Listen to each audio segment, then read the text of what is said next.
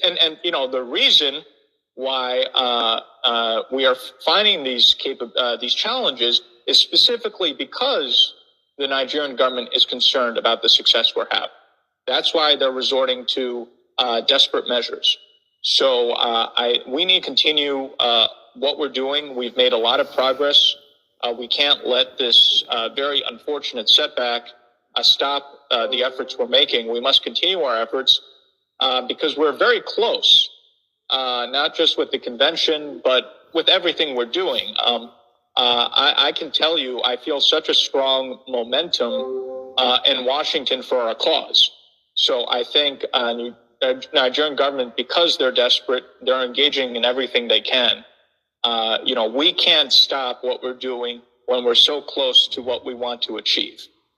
So I just want to assure all of you that I'm sticking by the Biafran government, the Biafran people during this difficult time. I'm not phased in any way. And I think the Nigerian government is very upset about this because, there's a lot of Nigerian propaganda saying, oh, now with what has happened, the lobbyists are going to leave and we don't have to deal with them anymore. And I put out a very strong tweet saying that this is a fantasy, that I am sticking through this regardless of how difficult things get, and I'm not deterred, which I think made the zoo very upset. So I just want to assure all of you that, again, this is a very unfortunate situation, but I'm not deterred in any way. I will continue with what I'm doing. Our firm will continue with what it's doing. And I continue to plan to go to Finland and speak to all of you and see all of you in Finland. So, my message is stay strong, stay calm. Yes, this is a unfortunate matter we're dealing with, but we need to keep calm and be very strategic in terms of navigating the next steps. So that would just be my message to everyone. And thank you again for all that you're doing. And I look forward to seeing everyone in Finland. All right, wonderful people. Welcome back to this wonderful channel. Gbege don't drop. One way do drop now. Pay attention. I'll be bringing it to you one by one as it go. You don't share information dropping on my table is that Finland has sued NIG government for providing them with fake information. That's the information dropping now that the Finland government has sued the NIG government for feeding them with fake information. And for some time now, we have been hearing kepu that the NIG government has not gone to Finland to defend themselves of all the allegation they placed upon Ekpa. They have no representative that is representing them there, that it has only Ekpa and his legal team. And upon that, they have won. And that shows that the information which these people fed to Finnish government, they are all babadash. But still, on another info that just dropped, this info says that Tinubu set to release Nnamdi Kanu presidency reviews. Of course, you know that a lot of things have been going on the ground, but as it is, let's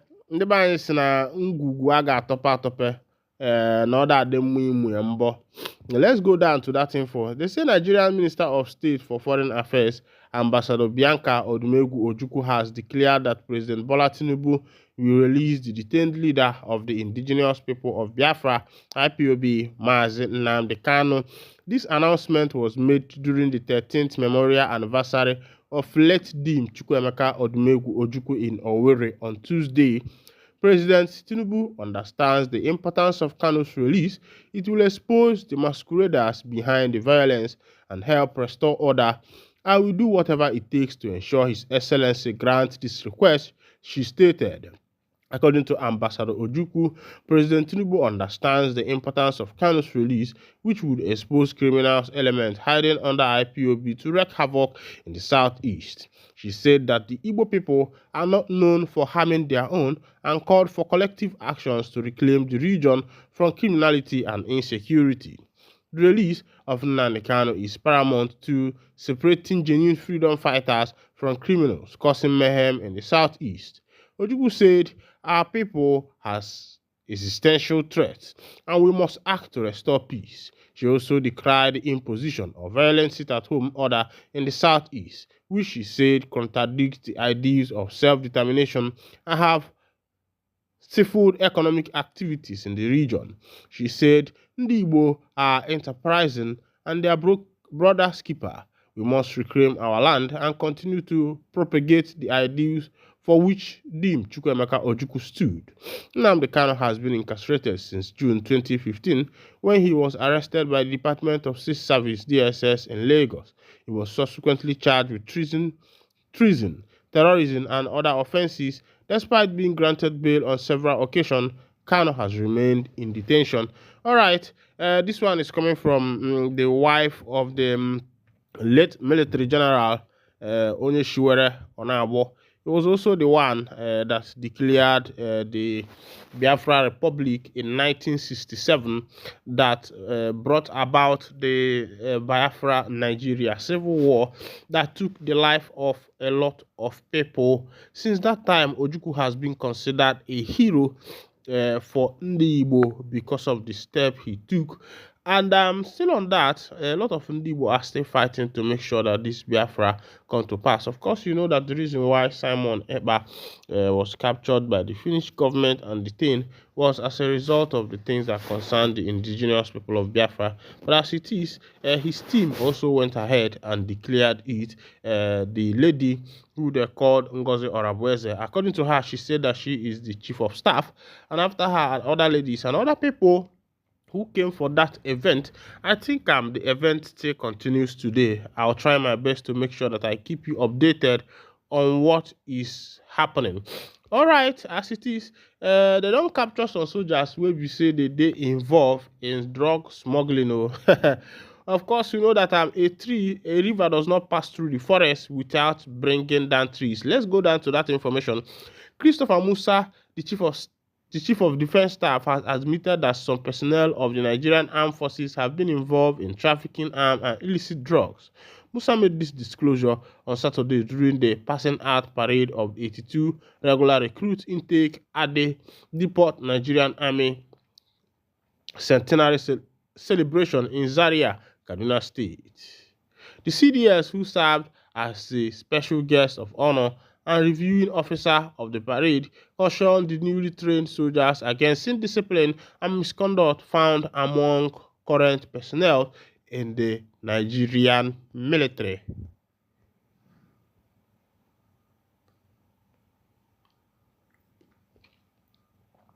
Addressing the newly graduated recruits, Musa said the 5,867 soldiers would bolster the armed forces in the ongoing fight against insecurity across the country. He also called on Nigerians to support the military's effort against insecurity. In Nigeria, civilians hold about 6.1 million small arms, according to a 2020 study by SBM Intelligence. Nigeria continues to suffer the consequences of this spread of illegal weapons.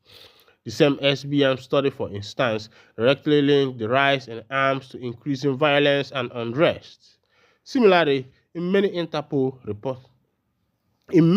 Interpol reported how illegal firearms are closely tied to the activities of terrorist groups such as BH in Central and West Africa.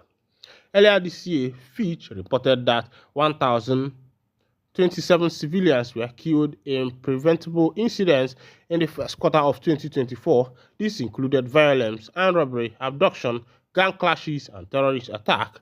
In the same period, 123 security personnel, including police officers, NSCDC officials, and soldiers, also lost their lives to similar incidents. Another report by the International Center for Investigative Reporting stated that 2,300 deaths were recorded in the first 90 days of 2024 due to arms conflict. These deaths were linked to 1,395 reported incidents across the country. Fisayo Siombo, investigative journalist and founder of Fitch, has on recent occasions pointed out the involvement of security agencies in Nigeria in armed trafficking through his undercover series as a smuggler and follow-up revolutions. All right, welcome back. I know that you have had that information. as they come to you. Meanwhile, remember that my number one priority is to make sure that every information that is needed by you is passed down, and make sure that you take it. Before I drop this button, it don't happen. They say football match don't turn bloody for one obodo like that. Please, the way we saw football is not even the way the people of this generation are seeing it, because sometimes you see this tragedy. Let's go to that information. Dozens of people have died in a crush following clashes at a football match in Guinea, second largest city, Nzerekore local media report. Prime Minister Mamadou Oriba said a stampede at the event led to a number of victims on Sunday and called for calm. One doctor who did not want to be named told AFP news agency that there were several bodies lined up in the local hospital and morgue was filled. All right, this is happening in Guinea life. I think it's because of the match. They had a little clash there and a lot of people lost their life. Please, football is a thing of joy. It's not something that could cause violence. I think that the easiest thing that can unite two men is football. I will say, let's stand on peace, let's stand on non-violence, let's stand on peace for all man. This is where I'll be winding down the curtain, and if this is your first time of joining us on this wonderful channel, I kindly go ahead and subscribe, like, comment, share, and also remember to on your notification button so that whenever our news is dropping, you'll be the first one. Thank you for listening. God bless you.